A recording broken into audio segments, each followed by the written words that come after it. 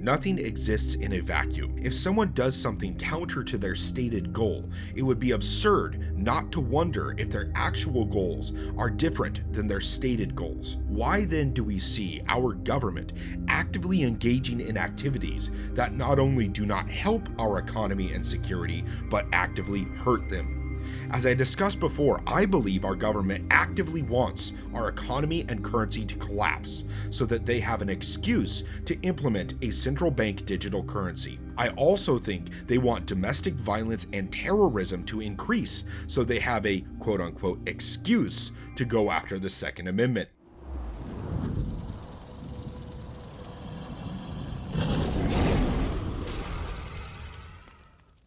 Other people may have more time and expertise to track shooting events and border crossings, so I won't be giving you a list of all recent events.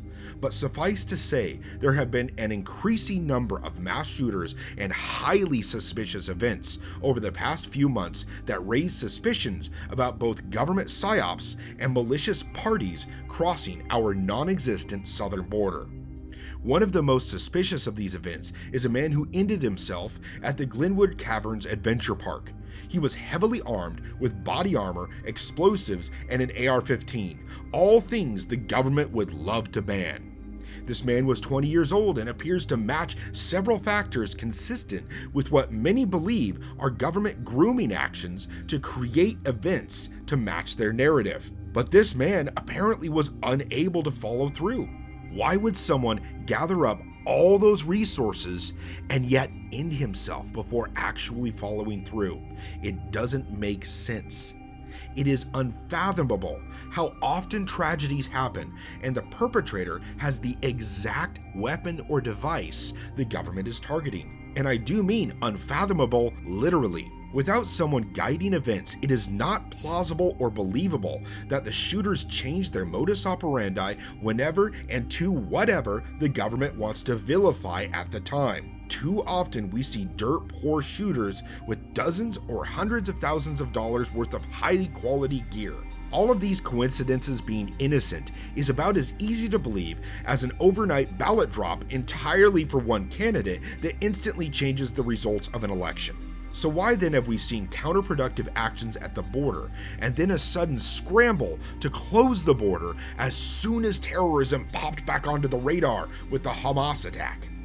My conclusion is that it was intentionally kept open to let in as much drugs and violence as possible that the left could use as a political fulcrum, but then they freaked out when they realized they could let in large-scale enemy operations. This is why they flipped from selling off materials that were slated to be used for the border fence to suddenly having all the funding and will to get that border closed. But it is too late.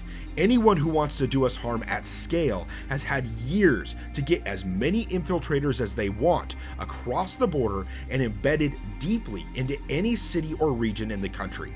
And non-South American illegal border crossings is not a thing of fantasy.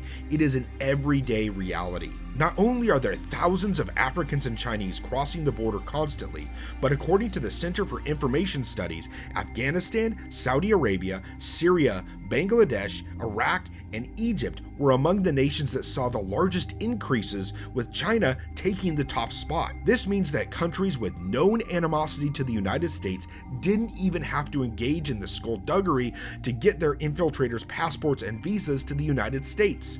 Something that is actually fairly easy to do on a small scale if you have national resources, but difficult at scale. If an enemy was simply planning on engaging in espionage and light disruption, they wouldn't need large-scale illegal crossings. They could get it done with traditional assets, no problem. Finally, we need to realize that illegal immigration is a core religious tenet of the cult of woke. So what so completely terrified their leadership to the point that they would commit what to them constitutes a heretical act and suddenly advocate for quickly sealing the border? Assuming by what has happened in Israel and the new way wars are waged, along with the sudden freakout by the United States government, it would be reasonable to conclude that there is a not insubstantial threat of organized enemy infiltration in the United States at scale. So what are the possibilities? Who could be infiltrating us, and how could it go down? First, I think is the most obvious because of the news, even though I think it is the least likely, and that is Hamas or Hamas affiliates. Hamas has shown a surprising ability to avoid intelligence alerts by pulling off their attack. However, they are not as large or well funded as any of the other organizations we are going to discuss. I think there is only a small possibility that Hamas would have infiltrated the United States. If they did, however, even if it were a small percentage of their fighting force, it could change the cultural landscape in the United States permanently. Just a few percentage points of their fighting power would be several thousand people. While this wouldn't be enough to make a full force attack on any one area, it would be more than enough to cause significant havoc and thousands of deaths. They would most likely go after soft targets, just like CIA-sponsored shooters and nut jobs.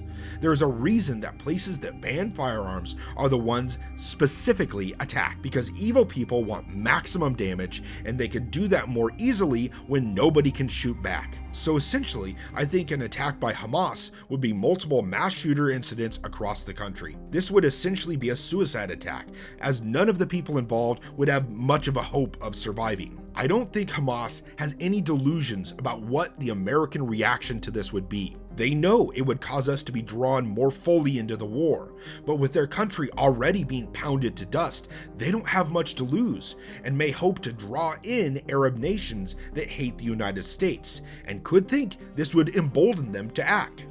The second possibility, which is more of a reality than a possibility, are the cartels. We know they have crossed the border for human trafficking and drug sales. We know they have people in our streets and have affiliates and even American recruits. Other than the domestic issues that I've mentioned and a general increase in crime or violence, the cartels don't really feel like they should be on this list until I factor in that they function as de facto governments in various regions. It is possible they could ally with one of these other factors, or at least transport them into the United States for pay or other benefits. Mexican nationalism is a real thing, and many believe they have the right to rule much of the West. How tempting would it be to a nationalist and power-drunk cartel leader to make a deal with another power that offers him those states in exchange for the help in attacking the United States from the inside? Is this likely? Probably not. Is it possible? Absolutely. Would it be the worst thing to happen to the Mexican people in recent history and cause violence and racism the likes of which hasn't been seen on this continent for at least 50 years? Almost certainly. Essentially, I see the cartels as a vehicle and potential mercenaries for any of the other infiltrator options. They would be capable of giving foreign forces local connections and guides, and potentially recruit local resources to aid them. The existence of the Mexican cartels is what makes the other options far more likely. Next, we have Hamas's big brother and Iran's golden boys, Hezbollah. Unlike the Iranian-sponsored rebels in Yemen or the brutally violent yet ineffective Hamas, Hezbollah has essentially conquered 1.5 countries. They have almost complete control over Lebanon and have a lot of power and influence in Syria. What most people fear about Hamas is actually true about Hezbollah. They are better funded, better equipped, better connected, and have at least 10 times the manpower that Hamas does. Hezbollah is the real deal. If Hezbollah attacked, they would have the manpower to go after strategic targets. It is likely they would be able to overwhelm civilian defenses in many areas. At first, it would only be armed civilian militias defending against them in disorganized and scattered engagements. Counter to what most civilians think, the US isn't always ready to instantly defend the country with overwhelming force from every military base. It takes time to activate troops, arm them, figure out what is happening, and deploy them. Response times would vary around the country, and the military appears to be waking up to the dangers with telltale events like the canceling of the Marine Ball. But when someone attacks, they are instantly there and attacking. And any and all response starts at the beginning. They aren't ready, they aren't where it's happening, and they haven't mentally prepared themselves for combat. They aren't ready, they aren't where it's happening, and they haven't mentally prepared themselves for combat.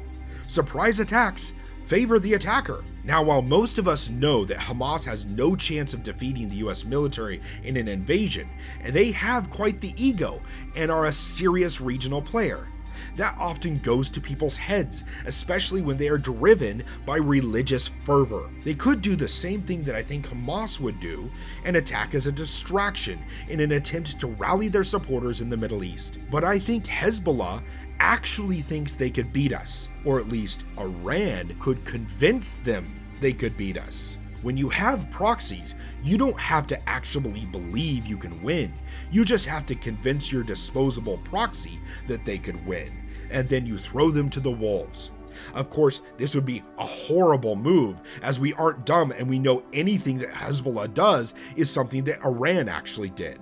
But if we end up at war with Iran, they would have nothing to lose by activating their cells in the United States. Now is where we get to serious threats. As bad as an attack by Hezbollah would be, an attack by direct Iranian assets would be far, far worse. They are the ones funding, arming, and coordinating everyone else. They could get across the border with anything man-portable. They could have surprisingly heavy weapons and deploy them en masse in many US cities and strategic points. This could not just be a retaliation to US involvement in the region or a US strike on Iranian assets, but their means of a first strike. By attacking the United States directly on the ground with troops and terrorists, they could easily achieve as much disruption and damage to the United States as a nuclear strike without having pressed the nuclear button. Now, if you watch any of the channels like Tactical Wisdom or Magic Prepper, you know that such an invasion wouldn't likely go well for the invader. They would be ripped apart and mauled by professional military assets, civilians, and militia alike.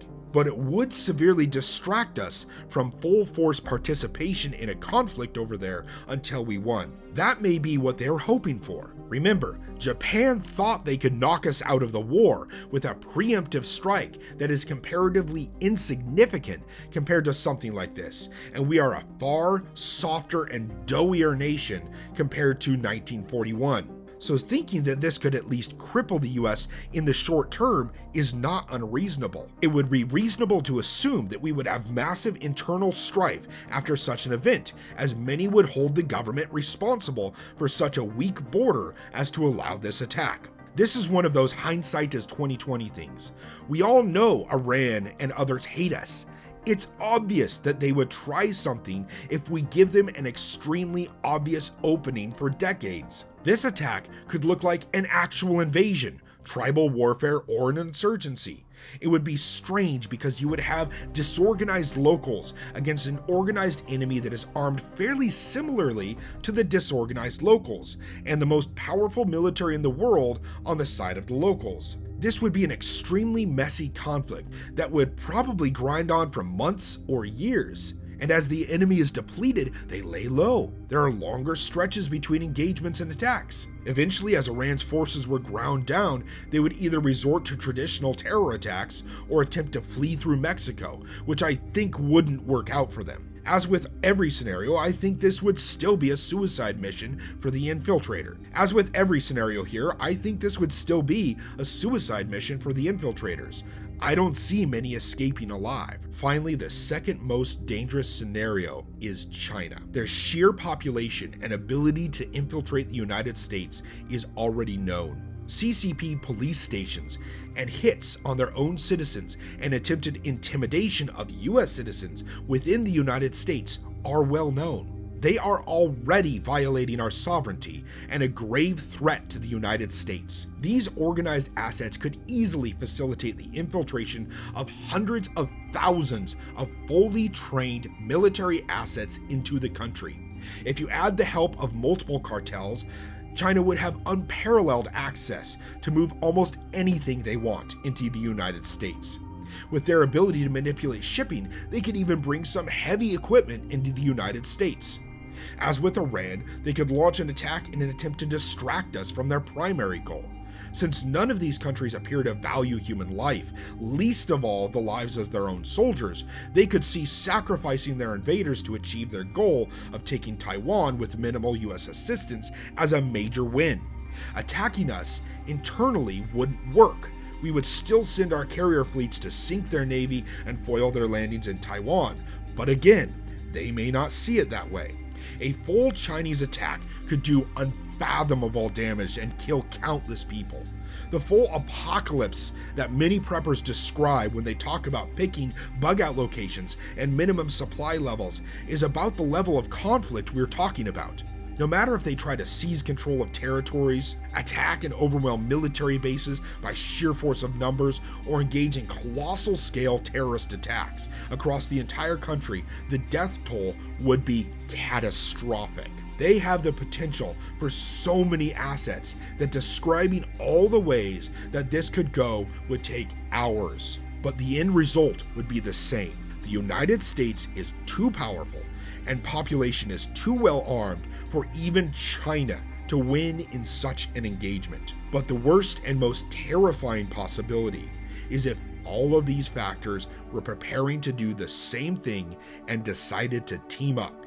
The scale and carnage would be unfathomable. I still believe we would win, but for any of their targets, it would be like a zombie apocalypse with unending hordes of enemies who just want your blood. The reality is we don't know what our enemies will do, what sort of assets they have snuck across our non-existent borders, or what they will do with them. Hopefully, they are never activated. And they are smaller than they could be. But assuming your enemy is less capable and less audacious is how you leave yourself vulnerable to defeat. But if something does happen, even if China is involved, they won't have more soldiers in our country than we have armed population to beat them. So the best defense is to stay strapped and to keep training as much as possible. Because a well-armed militia being necessary for the defense of a free people, the right to bear arms shall not be infringed. If you enjoyed this video, please like and subscribe.